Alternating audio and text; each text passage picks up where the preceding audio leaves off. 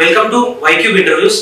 ప్రస్తుతం మనతో పాటు ఉన్నారు బీఆర్ఎస్ పార్టీ సీనియర్ నాయకులు, మాజీ TPCC president, senior politician in Telangana Ponnala Lakshmaiah sir గారు. పార్లమెంట్ ఎన్నికల తర్వాత, ఫలితాల తర్వాత మొట్టమొదటి పత్రికా సమావేశం ఈ రాష్ట్ర ముఖ్యమంత్రి, తెలంగాణ కాంగ్రెస్ ముఖ్యమంత్రి ఆయనే కదా, ఏదో విషయాలు చెప్పాడు. అందులో ఏమన్నాడో తెలుసా?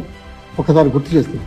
ఆంధ్ర రాష్ట్ర ప్రత్యేక స్టేటస్ గురించి మేము కట్టుబడి ఉన్నాం అనే మాట తెలంగాణ ముఖ్యమంత్రి తెలంగాణ గడ్డ మీద పార్లమెంట్ ఎన్నికల తర్వాత మాట్లాడిన మాట నా చెవిలో ఇంకా డింగురుమంటాం. ఇలాంటి వ్యక్తులు, ఇలాంటి మనిషి తెలంగాణ ప్రయోజనాలను కాపాడతారని అనుకోవాలా?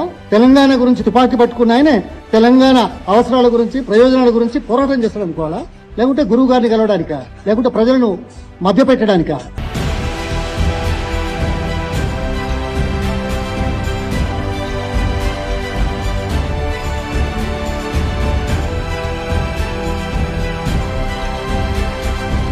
నమస్కారం.